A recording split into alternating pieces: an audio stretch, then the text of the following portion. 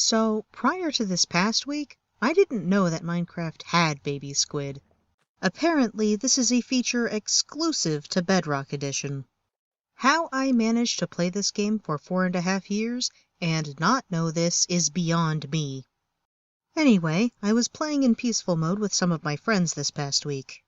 We had decided to set up our base in the Badlands since none of us had built a house in that biome before. Obviously, you don't want to tear up your front lawn when making a build, so we were venturing off to other parts of the Badlands to get our materials. I was on my way to get some white terracotta for the floor when I happened upon a baby squid. And I was able to tell right away that it was a baby because an adult had spawned right next to it. Normally, I don't record when I play with my friends, but none of them had known that Minecraft had baby squid either.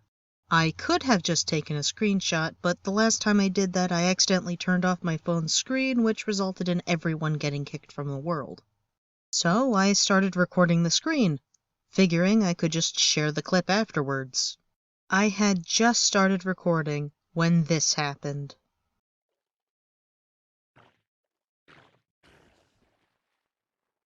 For no apparent reason, the adult squid died. I'm really not sure what happened because you can clearly see that it was in the water when it started taking damage.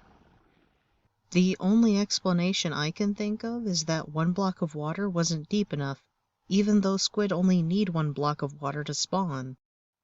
After all, earlier in the session, before I started recording, I had happened upon some ink sacs floating in a 1 block deep river. I didn't think anything of it at the time, but it's the only explanation I can think of. That, or Bedrock is even more buggy than I thought. Either way, I was now alone with this newly orphaned squid. I didn't have a name tag to keep it from despawning, and it wasn't really practical to try taking the baby squid back home with me.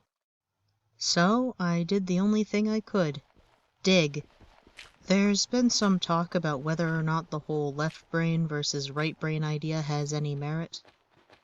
I don't know about that, but I do know that the rational and sentimental parts of my mind were clearly divided on this issue.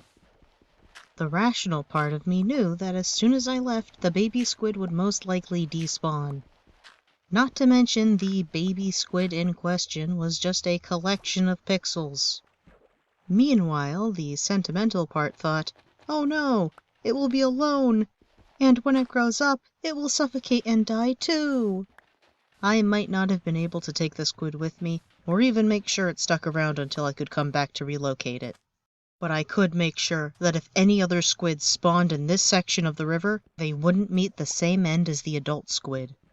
Unfortunately, I started referring to the baby squid as Squiddy, so I've definitely become emotionally attached, and there is a very real danger that I will now feel compelled to dredge any rivers I see that are only 1 block deep. For Squiddy. I set out to get terracotta, and I found heartbreak instead. I'll never forget you, Squiddy. I did eventually get the terracotta, but because I only took 1 stone pickaxe, I didn't get that much. If you've made it this far in the video, and you happen to like my style of storytelling, you may enjoy this video about the time my lunch was missing. It is the first in my Stories with Mask series. If and when I add a 3rd video to this series, I'll add an end screen element for that playlist too. I'm still not sure why, but it seems like playlists with only 2 videos in them just do not work on end screens. Until next time, take care.